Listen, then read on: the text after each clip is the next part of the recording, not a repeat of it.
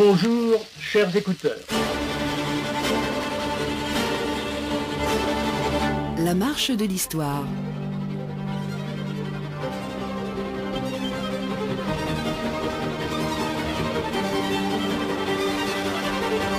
Jean Lebrun.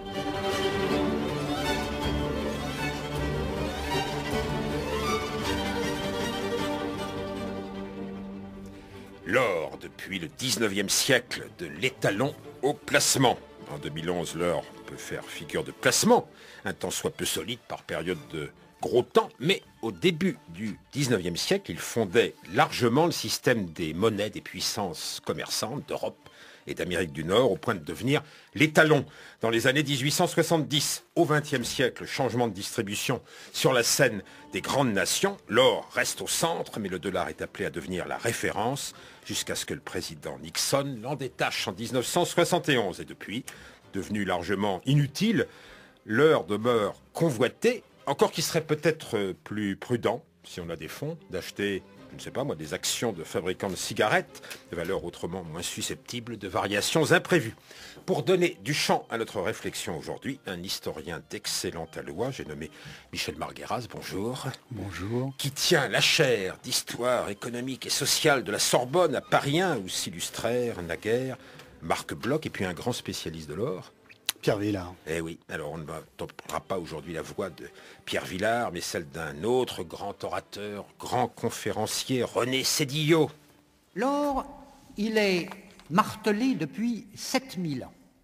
Il est fondu depuis que les hommes sont devenus métallurgistes, c'est-à-dire depuis 5000 ans.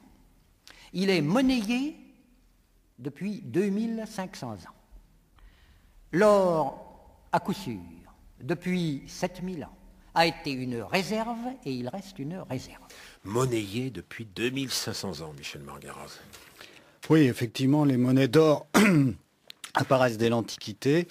Ceci étant, vous avez cité Pierre Villard, il faut bien voir que ça n'est pour beaucoup une monnaie qui n'a jamais été vue par toute une série de gens. Beaucoup de gens n'ont jamais vu l'or. C'était une monnaie quand même réservée à un certain nombre en fait de particuliers qui pouvaient accéder à cette monnaie. Elle est rare, qu'on ne trouve pas en surface et qu'il faut aller chercher en profondeur. Ben oui, dans les mines, les Gaulois en exploitaient déjà dans le Massif central. Celle-ci, décrite ici, est plus contemporaine. Elle plonge plus avant aussi dans les entrailles de la Terre.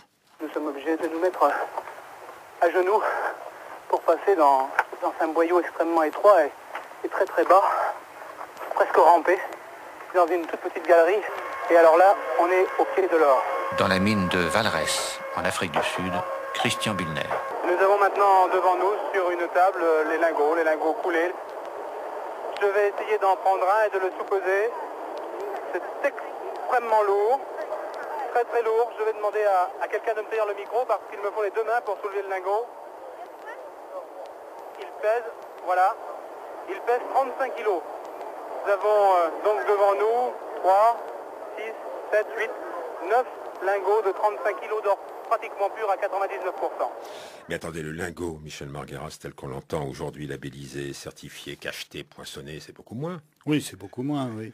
Donc je pense, c'est un reportage qui doit dater des années 80 ou quelque chose comme ça. Oui, donc dans le cas de l'Afrique du Sud, on en a qui étaient plus important, mais en réalité, le lingot tel qu'il va exister au 19e siècle, au 20e siècle, était quelque chose de plus maniable quand même. 1 kilo. Voilà. Dites-moi, avant qu'on en arrive au 19e siècle, c'est là qu'on va commencer cette émission, puisqu'on définit les mots lingot, qui vient de lingua, langue, je crois. Attention au lingot plombé, fourré de plomb. Je dis ça pour ceux qui ont des placements à faire. Des mots anciens, tournoi, c'est une monnaie d'or, ça, en France? Oui. La livre tournoi. La livre tournoi. Alors, ce qu'il y a, c'est qu'il faut distinguer la monnaie effective et la monnaie de compte, donc qui peut correspondre à plusieurs monnaies elles-mêmes. Et donc, la livre était une monnaie de compte qui correspondait donc à un certain nombre de monnaies réelles, qui étaient des monnaies d'or en particulier. L'écu, le tournoi. Le louis. Le louis, oui, effectivement. Ça date de quand? Alors, ça correspond, si vous voulez, à la période moderne, hein, et donc... Quand un historien parle de période moderne, c'est par pas exemple le XVIIe et Louis XIII. Voilà, hein, c'est-à-dire avant vraiment le XIXe siècle, mais ça a poursuivi. Alors, on va faire une émission d'histoire contemporaine, c'est-à-dire qu'on va commencer au XIXe siècle et laisser en arrière nos vieux rois de France, René Sédillon encore. On peut dévaluer des monnaies de métal, et nos rois ne s'en sont pas privés, puisque à l'origine, la livre tournois représentait, au temps de Charlemagne, une livre d'argent, c'est-à-dire 450 grammes. 8 siècles de monarchie passent, ces 450 grammes d'argent sont devenus en 1789 4,50 grammes d'argent. Sous la Révolution, nous nous dotons d'une nouvelle monnaie qui s'appelle le franc, qui prend exactement le relais de la livre tournois, une monnaie qui représente 4,50 grammes d'argent et aussi 290 milligrammes d'or fin. Et c'est cette monnaie qui a traversé tout le XIXe siècle. Au XIXe siècle, comme à tous les siècles, toutes les monnaies ont chancelé. En revanche, 2 monnaies ont été soustraites à cette tourmente, le franc et la livre. Le franc a cessé d'être convertible en métal après Trafalgar, en 1814, en 1815, en 1830, en 1848, en 1870. Mais chaque fois, et au bout de peu de temps, le franc a pu être rétabli dans sa définition antérieure, sa définition de germinal en 11, 290 mg d'or. Diable, alors, le système qui s'établit en ce début du XIXe siècle, les monnaies convertibles en or et en argent, c'est un système global qui concerne toutes les nations commerçantes d'Europe et d'Amérique du Nord, mais au premier chef la France, on parle ici de René Sédillon, et l'Angleterre, qu'il cite et à qui il faut rendre sa place fondatrice. Oui, car c'est la première banque d'émission. La Banque d'Angleterre. La Banque d'Angleterre, donc 1694, donc la fin du XVIIe siècle, alors que la Banque de France n'est créée qu'en 1800. Donc ces banques qui émettent de la monnaie donc de papier ont des réserves, essentiellement en or et en argent, hein, selon une définition qui vient d'être donnée en termes de pureté, d'or fin, etc. Hein, c'est 325 mg si on compte d'un 9/10 d'or fin, etc. pour le franc. Et la caractéristique du XIXe siècle, c'est la relative stabilité à long terme, hein, de ces monnaies qui font que leur pouvoir d'achat est assez stable, hein, pouvoir d'achat en or comme en marchandises. Hein. Mais avant de voir comment se déroulent les choses sur le long XIXe siècle, revenons à la place de Londres, elle est centrale. C'est là, par exemple, que forme sa fortune Ricardo, le grand économiste, qui va être un des théoriciens du système de la convertibilité tel qu'il se développe au long du siècle. Oui, c'est lui, en fait, qui, au début du XIXe siècle, hein, formalise le système de l'émission monétaire et de la réserve en or qui doit correspondre à une certaine couverture, en fait, de l'émission monétaire. Ceci étant, dès le début du XIXe siècle et a fortiori au cours du XIXe siècle, le système monétaire n'aurait pas fonctionné en moyen de paiement avec seulement l'or. L'or sert de référence de valeur, sert d'étalon de valeur pour fixer la valeur de la monnaie par une parité fixe, mais ça n'est pas le moyen de paiement essentiel. Sinon, en réalité, il n'y aurait pas eu assez de liquidités. Le vrai moyen de paiement essentiel, ce sont toutes les liquidités en livres sterling, c'est-à-dire les crédits à court terme ou à long terme opérés par les banques, par les grandes institutions financières de la City. Et c'est ça qui fonde le système monétaire. Vous êtes en train de nous dire qu'il ne faut pas être à 100% monétariste. Il ne faut pas penser que l'or, même lorsqu'il est l'étalon de valeur, est par ailleurs le seul ou le principal moyen de paiement ou celui qui est préférable. Parce que déjà au XIXe siècle, en réalité, les liquidités internationales, pour les besoins de la circulation, de l'économie réelle, on dirait, des échanges, etc., et des crédits, excédaient l'or des banques centrales. Hein. Si on regarde un tout petit peu le total, j'ai préparé ça pour vous, en fait, en 1901, on pense qu'il y avait à peu près 2000 tonnes d'or en stock, vous voyez, dont la plupart d'ailleurs avaient été trouvées dans les années précédentes. Hein.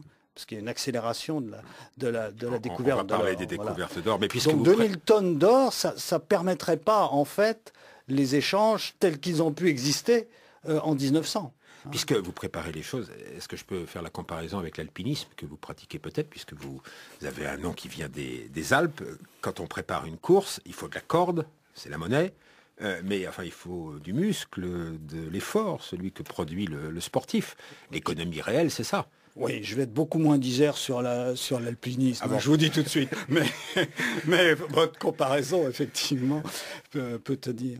Mais comment ça fonctionne? Il n'y a pas de traité international qui établit ce système. Il y a le traité de Vienne au début du 19e siècle. Il n'y a pas de traité sur le fonctionnement Non, qui on n'a est pas eu de commun, conférence. implicite. Oui. Hein? On n'a pas eu de conférence, mais en fait, c'est les pratiques successives, c'est-à-dire le fait qu'à partir, grosso modo, à partir des années 1880, l'argent perd son rôle d'étalon de valeur. Oui, parce que quand on entendait Cédillo, il parlait de l'or et de l'argent. Ouais, pour le c'était début du 19e. bimétallique, c'était bimétallique, et en France notamment. D'ailleurs, quand on voulait garder un petit peu d'or, on convertissait, mais en argent. Ce qui était une manière de ménager l'or. Mais à partir de 1880, la plupart des grands pays donc, ont une monnaie convertible avec une parité or fixe. Donc l'étalon or, le seul étalon l'or, c'est seulement à partir des années 1870-1880. Oui, en tant qu'étalon unique, disons. Et on va voir que ça ne va pas durer si longtemps, mais ne brûlons pas les étapes. Je vous ai interrompu tout à l'heure quand vous vouliez parler des découvertes d'or. Au début du 19e siècle, vous vous souvenez de Dario Moreno qui chante le brésilien, non? Moi, le brésilien, oui. Absolument. Alors là, c'est quand même de l'exotisme d'Offenbach. C'était assez superbe de faire jouer un Brésilien par un Turc. Et vous l'avez entendu chanter par Jean-Louis Barrault? Ah oui, moi j'ai entendu. Enfin, j'ai eu du mal à l'entendre parce que. Ben justement, au début du 19e siècle, on n'entendait pas beaucoup l'or brésilien parce que peut-être son exploitation avait-elle diminué à cause des crises d'indépendance. Et puis c'était la même chose au Pérou et au Mexique. Alors qu'est-ce qui se passe quand il n'y a pas beaucoup d'or en production? Et qu'est-ce qui se passe quand on découvre des possibilités de progrès de productivité comme en Russie ou quand on découvre de nouvelles sources d'or? Alors, la référence au Brésil et à l'Amérique, c'était l'or de Pierre Villard. C'est-à-dire c'était vraiment l'or de la période du XVIe, XVIIe siècle. Après, ça passe ailleurs. Alors, à chaque fois qu'on découvre de l'or, ça a des conséquences. Donc, le stock grandit. Et du coup, ça entraîne des conséquences du point de vue des prix. C'est-à-dire que ça a tendance à faire élever les prix. Et de ce point de vue-là, donc, ça procède par à-coups. Donc on a eu un premier à-coup en 1848, au 19e siècle, donc la Californie, etc. Et puis on a eu un deuxième à la fin du siècle avec l'Afrique du Sud et avec l'Alaska, la ruée vers l'or.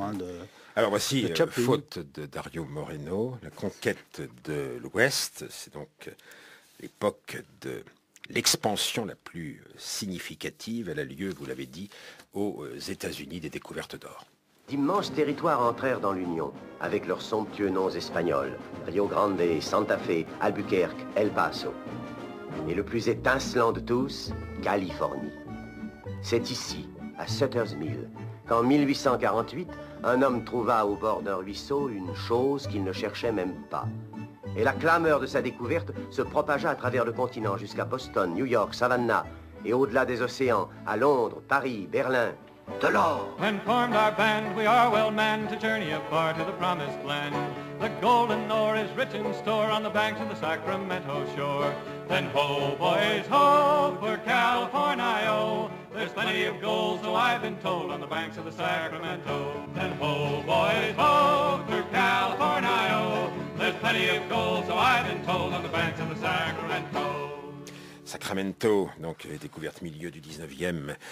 En Californie, avec 2000 habitants avant la découverte d'or à San Francisco, et puis l'expansion des États-Unis, c'est aussi beaucoup plus au nord, vous le disiez, Michel Margueraz, en Alaska, l'Alaska qui avait été judicieusement acheté par Washington 20 ans avant les premières découvertes. Au temps de la grande ruée vers l'or, l'Alaska fut pour beaucoup la terre de la dernière chance. Alaska, terre promise, Alaska.